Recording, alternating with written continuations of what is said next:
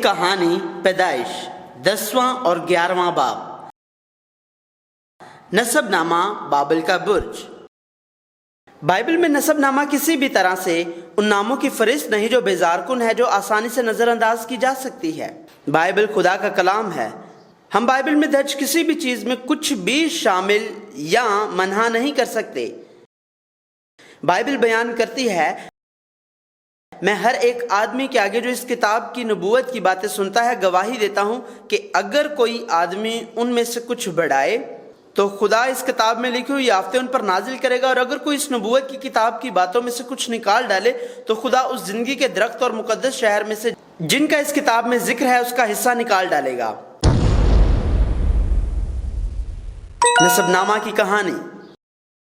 Bible میں نسب نامے ارتقاء کے مندرجات میں ایک اہم موڑ پر لکھے گئے ہیں۔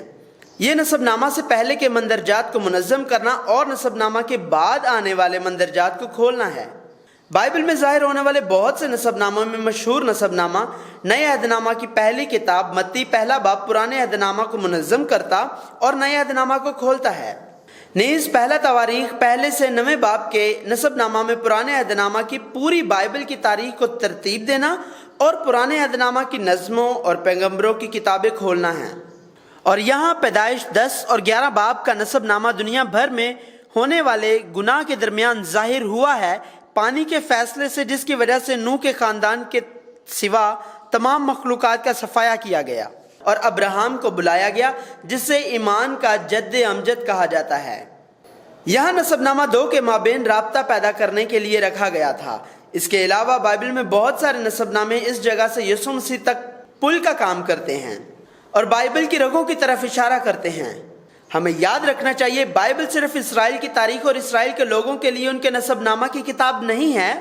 ہمیں ناموں کی نسبی فہرست سے جکڑے نہیں ہونا چاہیے، بلکہ اس نسب نامہ کے ذریعے ہمیں یہ معلوم کرنا ہوگا کہ خدا ہم سے کیا کہنا چاہتا ہے۔ ہم نسب نامے میں درج ناموں کے ذریعے خدا کی دلچسپی کو جان سکتے ہیں۔ جیسا کہ ہم پہلے ہی دیکھ چکے ہیں، قائن خاندان کی اولاد نے دنیا میں ایک طاقتور اور شاندار زندگی بسر کی، لیکن ان کی پیدائش اور موت کا اندراج نہیں کیا گیا اور نہ اس میں درج ہے۔ اس طرح ہم نسب نامہ کے ذریعے خدا کی اپنے سیت کی اولاد دنیا میں نامعلوم تھی، لیکن ان کی پیدائش اور موت بائبل کے نسب نامہ کے لوگوں میں دلچسپی پڑ سکتے ہیں۔ عدن سے بے دخل ہونے کے بعد اس دھرتی پر بسنے والے لوگوں کی زندگیاں منقسم اور الگ ہوتی رہیں۔ خدا کے فضل سے ہر ایک خدا سے تعلق رکھتا ہے اور اس دنیا میں رہتا ہے، لیکن ایسے لوگوں کا ایک گروہ ہے جو اس دنیا پر اپنا دماغ لگائے بغیر جیتا ہے، اور یہاں ایسے لوگوں کی ایک بہت بڑی تعداد ہے جو خدا کے فضل کے بغیر زندگی بسر کرتے ہیں، دنیا سے تعلق رکھتے ہیں اور اندازہ لگاتے ہیں اس دنیا میں ان کے پاس سب کچھ ہے۔ خدا نے قائن کی ساری نسل اور سیت کی نسل کے بارے میں عدالت کی، جنہوں نے خدا کو خدا کی حیثیت سے نہیں پہچانا اور اپنے بہتر اور اپنی مرضی کے مطابق زندگی گزاری، اور سیت کی اولاد میں سے نوح کو منتخب کیا، اور نوح اور اس کے بیٹوں میں سے سم، اور سم کے بیٹوں میں سے خدا نے ارفقسد اور تارا کو ارفقسد کی نسل سے منتخب کیا، اور آخر میں تارا کی اولاد سے ابراہم کو منتخب کیا تھا۔ وہ اس لیے منتخب نہیں ہوئے تھے کہ وہ اہل تھے، بلکہ وہ ممتاز تھے، کیونکہ وہ خدا کی مرضی کے ذریعہ منتخب ہوئے تھے، اور خدا کی پسند کامل ہے۔ بائبل بیان کرتی ہے، پس ہم کیا کہیں؟ کیا خدا کے ہاں بے انصافی ہے؟ ہرگز نہیں، کیونکہ وہ موسیٰ سے کہتا ہے کہ جس پر رحم کرنا منظور ہے اس پر رحم کروں گا، اور جس پر ترس کھانا منظور ہے اس پر ترس کھاؤں گا۔ بس یہ نہ ارادہ کرنے والے پر منحصر ہے، نہ دوڑ دھوپ کرنے والے پر، بلکہ رحم کرنے والے خدا پر۔ حام کی اولاد۔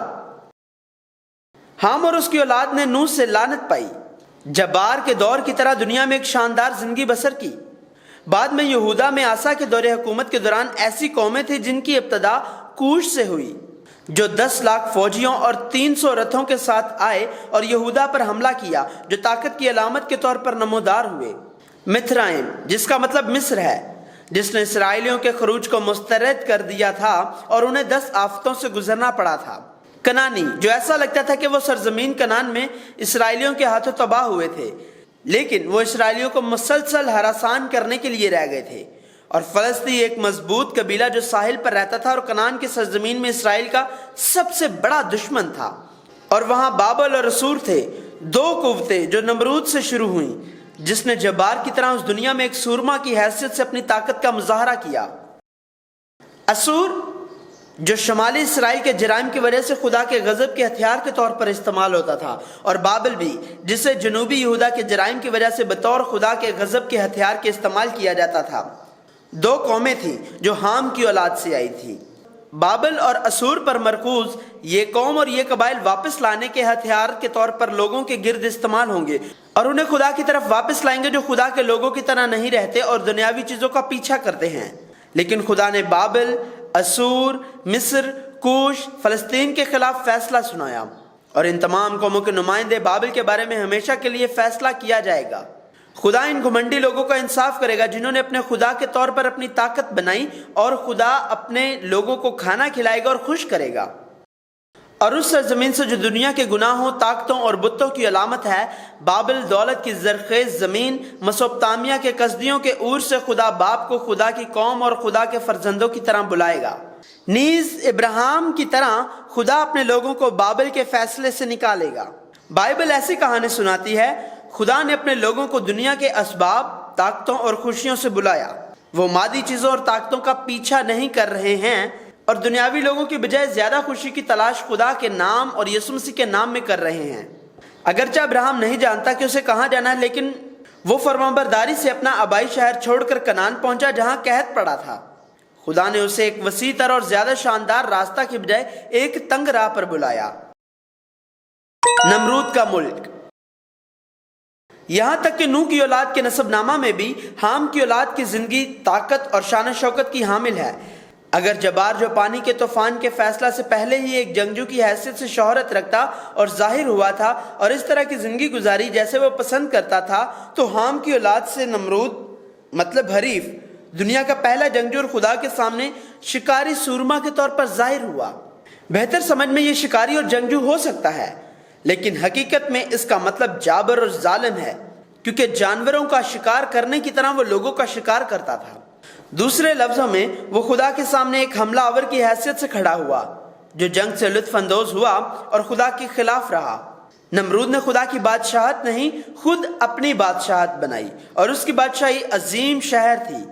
سنار کی سرزمین جو نمرود نے شروع کی، اس کی اولاد سنار کے میدان میں جمع ہوگی اور خدا کے خلاف جانے کے لیے بابل کا برج بنائے گی۔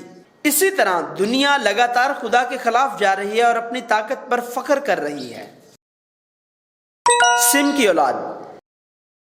سم کی بھی بہت سی اولاد تھی، اگرچہ ان کی زندگی حام کی اولاد کی طرح شاندار نہیں تھی۔ خدا سم کی اولاد میں خدا کے لوگوں کو ڈھونڈے گا۔ خدا ابراہیم کو ڈھونڈے گا اور اس کے وسیلہ سے ختنہ کے عہد کو ایمان کی علامت کے طور پر انجام دے گا۔ تب خدا روحانی فرزند پائے گا جو جسم کا ختنہ نہیں، دل کا ختنہ کریں گے۔ تخلیق سے پیشتر ہی یہ لوگ خدا کے ذریعے پہلے ہی چنے ہوئے تھے۔ بابل کا برج۔ بعض اوقات بائبل ابتدا اور آخر میں ایک جیسے الفاظ، لغت، جملے اور کہانیاں استعمال کرتی ہے تاکہ مرکز میں موجود مواد پر زیادہ زور دیا جا سکے۔ اس طرح پیدائش 10 اور 11 باب کے نسب نامہ کے درمیان بابل کا برج رکھنے سے بائبل نے پانی کے طوفان کے فیصلے کے بعد ایک بار پھر انسانی گناہ کی حقیقت کا انکشاف کیا۔ انسان خدا کے لیے، خدا کی تعریف کرنے کے لیے اور خدا کے جلال کے لیے پیدا کیا گیا ہے، لیکن جو لوگ سنار کے میدانی علاقوں میں جمع ہوئے تھے انہوں نے اعلان کیا، آؤ ہم اپنے لیے ایک برج کے ساتھ جو آسمان تک پہنچتا ہے ایک شہر بنائیں تاکہ ہم اپنا نام رکھیں، بصورت دیگر ہم ساری زمین پر پراگندہ ہو جائیں گے۔ آؤ آسمانوں تک پہنچنے والی چوٹی بنائیں۔ ان کا مقصد یہ ظاہر کرنا چاہتا تھا کہ وہ خدا سے بہتر ہیں۔ انسانی گناہ خدا کی طرح بننے کی مستقل خواہش کا فخر ہے، یہاں تک کہ آج کی اماراتی ٹیکنالوجی اور انسان کی پوری دانشمندی اور علم سے اس دنیا میں کوئی برج آسمان تک نہیں پہنچ سکتا ہے۔ یہ ناممکن تھا، حالانکہ ان کے پاس اس وقت جدید مہارت تھی اور انہوں نے پتھروں کو اینٹوں اور چونے کو گارے سے تبدیل کیا تھا۔ اس کے باوجود ان کا اعلان، اس سے آسمان کو چھونے دو، خدا کا مقابلہ کرنے کا ان کا رویہ ہے، چونکہ وہ سمجھتے تھے کہ ان کی طاقت غیر معمولی ہے اور ان کی صلاحیتیں بہترین ہیں۔ وہ خدا کے سامنے چلائے کہ وہ جنگجو، مشہور اور سورما اور دیو ہیں۔ یہ گناہ ہے۔ اگرچہ گنہگار کبھی بھی خدا کی طرح نہیں بن سکتا، وہ خدا کی طرح بننے کی کوشش کرنے کے لیے نیک و بد کے درخت کا پھل کھاتے، اور گنہگاروں کا یہ مطلوب اور مغرور دماغ کبھی نہیں رکے گا۔ خدا کے لوگوں کو خدا کے سامنے اپنی حقیقت کا ادراک کرنا ہوگا اور نکمے نوکروں کی حیثیت سے نچلے ترین مقام پر اترنا ہوگا۔ انہیں مصر، بابل اور سور کے نقش قدم پر نہیں چلنا چاہیے جو پوری دنیا سے لطف اندوز ہوئے اور پھر غائب ہو گئے۔ ہمیں یہ پہچاننا اور تسلیم کرنا ہے کہ اگر خدا مدد نہ کرے تو سب کچھ بیکار ہو جائے گا۔ بائبل بیان کرتی ہے اگر خداوندی گھر نہ بنائے تو بنانے والوں کی محنت عبث ہے، اگر خداوندی شہر کی حفاظت نہ کرے تو نگہبان کا جاگنا عبث ہے۔ یہی وجہ ہے کہ بائبل ان لوگوں کو کمتر کرتی ہے جو خدا کے سامنے اٹھنے کی کوشش کرتے ہیں۔ ایک عقل مند شخص بننے کے لیے اسے اس دنیا میں بے وقوف بننا ہے۔ بائبل بیان کرتی ہے لیکن جو تم میں بڑا ہے وہ تمہارا خادم بنے، اور جو کوئی اپنے آپ کو بڑا بنائے گا وہ چھوٹا کیا جائے گا، اور جو اپنے آپ کو چھوٹا بنائے گا وہ بڑا کیا جائے گا۔ لہٰذا وہ لوگ جنہوں نے اس گنہگار دنیا میں خدا کے خادموں کی طرح اپنے آپ کو کم تر کیا ہے اور تمام مصائب اور مشکلات میں کلام حق پر قائم ہیں، خدا کے لوگ ہیں جو انجان کی طرح زندہ رہتے ہیں پر مشہور ہیں، مردہ لوگوں کی طرح ہیں پر زندہ ہیں۔ ایسا لگتا ہے جیسے وہ پریشان ہیں پر خوش ہیں، اور ایسا لگتا ہے کہ ان کے پاس کچھ نہیں لیکن ان کے پاس سب کچھ ہے۔ ہمارے نام پر بابل کے برج کا بنیادی مسئلہ یہ کس لیے تھا کہ ساتھ تھا، یہاں تک کہ اگر ہم نے اپنی پوری کوشش کی، اگر یہ خود ہمارے لیے ہی ہے تو پھر یہ صرف ایک بت پرستی اور ایک گناہ ہے۔ بابل کے برج کے لیے جمع ہونے والے لوگوں کا حتمی مقصد ان کا نام تھا، اس لیے وہ خدا کے لوگ نہیں بن سکتے۔ خدا کے لوگ جو کچھ بھی کریں انہیں اسے خدا کے جلال کے لیے کرنا ہے۔ بائبل بیان کرتی ہے پس تم کھاؤ یا پیو یا جو کچھ کرو سب خدا کے جلال کے لیے کرو۔ میں جو کچھ کرنا چاہتا ہوں اسے کرنے کے بجائے ہمیں یہ جان لینا چاہیے کہ خدا میرے ذریعے کیا کرنا چاہتا ہے اور خدا کو کیا راضی کرے گا۔ بائبل بیان کرتی ہے اور اس جہان کے ہم شکل نہ بنو بلکہ عقل نہیں ہو جانے سے اپنی صورت بدلتے جاؤ تاکہ خدا کی نیک اور پسندیدہ اور کامل مرضی تجربہ سے معلوم کرتے رہو۔ اب خدا کے لوگوں کو، خدا کے فرزندوں کو ایک نام دے گا جس سے خدا راضی ہے۔ نام ابراہم ہے، نام اسرائیل ہے اور نام مسیحی ہے۔ ہمیں ہمارے نام کے لیے خود کو ایک نام نہیں دینا چاہیے۔ ہماری پوری زندگی ایک ایسی زندگی کے ساتھ ختم ہونی چاہیے جو خدا کے نام کے لیے خدا کا جلال ظاہر کرتی ہے۔ بائبل بیان کرتی ہے کو نہیں اے خداوند ہم کو نہیں بلکہ تو اپنے ہی نام کو اور اپنی شفقت اور سچائی کی خاطر جلال بخش۔ یسوع مسیح خدا کا بیٹا خدا کی حیثیت سے اس زمین پر آیا تھا، لیکن وہ صرف خدا کی مرضی کے لیے زندہ رہا۔ یسوع کی صلیب دنیا پر لعنت تھی، لیکن یہ ابن آدم یسوع مسیح کا جلال اور خدا کا جلال ہے۔ بکھرنے سے بچنا۔ میں یہ بات پھر سے کہتا ہوں کہ بلکہ جو بھی کام ہم کرتے ہیں اس میں حتمی مقصد بہت اہم ہے۔